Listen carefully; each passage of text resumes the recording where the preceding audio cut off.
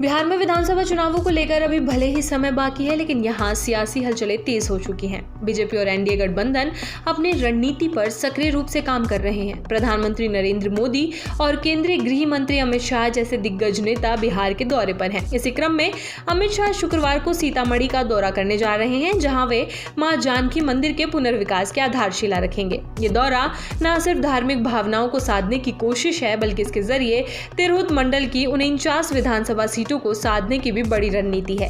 अमित शाह दरभंगा होते हुए सीतामढ़ी के पुनौरा धाम पहुंचेंगे, जहां वे 882.87 करोड़ रुपए की लागत से बनने जा रहे जानकी मंदिर के भव्य पुनर्विकास परियोजना की आधारशिला रखेंगे। ये स्थान मां सीता की जन्मस्थली माना जाता है और धार्मिक दृष्टिकोण से अत्यंत महत्वपूर्ण है। मंदिर को 67 एकड़ में अयोध्या के श्री राम जन्मभूमि की तर्ज पर विकसित किया जाएगा और इसे 11 महीनों के भीतर पूरा करने की योजना है। इस मौके पर बिहार के मुख्यमंत्री नीतीश कुमार और अन्य केंद्रीय मंत्री भी उपस्थित रहेंगे। तिरहुत मंडल में 6 जिले आते हैं: सीतामढ़ी, मुजफ्फरपुर, पूर्वी चंपारण, पश्चिमी चंपारण, वैशाली और शिवहर।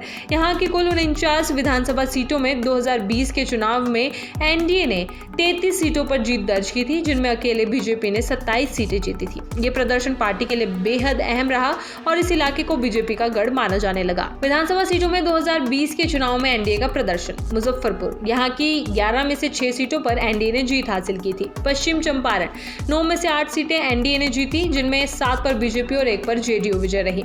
पूर्वी चंपारण 12 में से 9 सीटें एनडीए के पास गई, 8 पर बीजेपी और 1 पर जेडीयू। वैशाली 8 सीटों में से 4 पर एनडीए और 4 पर महागठबंधन को जीत मिली। यहाँ तेजस्वी यादव की सीट राघोपुर शामिल है। सीतामढ़ी 8 में से 6 सीटों पर एनडीए ने कब्जा किया, जिनमें से 4 पर बीजेपी को जीत मिली। शिवहर एकमात्र सीट पर आरजेडी को जीत मिली थी, लेकिन बाद में उसके विधायक चेतनानंद जेडीयू में शामिल हो गए। अमित शाह का दौरा न केवल धार्मिक पर्यटन को बढ़ावा देने का माध्यम है, बल्कि इसके जरिए वो बीजेपी की जड़ों को और मजबूत करने की कोशिश कर रहे हैं। तिरहुत मंडल में बीजेपी का प्रभाव पहले से रहा है, लेकिन इस दौरे से पार्टी 2020 के प्रदर्शन को दोहराने और उससे बेहतर करने की मंशा रखती है। तिरहुत मंडल में बीजेपी की मजबूत पकड़ और जानकी मंदिर के पुनर्विकास जैसे भावनात्मक मुद्दे बीजेपी को 2025 के विधानसभा चुनावों से पहले बड़ा लाभ दे सकते हैं। अमित शाह का दौरा न सिर्फ धार्मिक और सांस्कृतिक प्रतीकवाद को उजागर करता है, बल्कि इसे तिरहुत की 49 सीटों पर सियासी निवेश के रूप में भी देखा जा रहा है। चुनावी बिसात बिछ चुकी है और एनडीए इस बार भी पूरे दमखम के साथ मैदान में उतरने को तैयार है।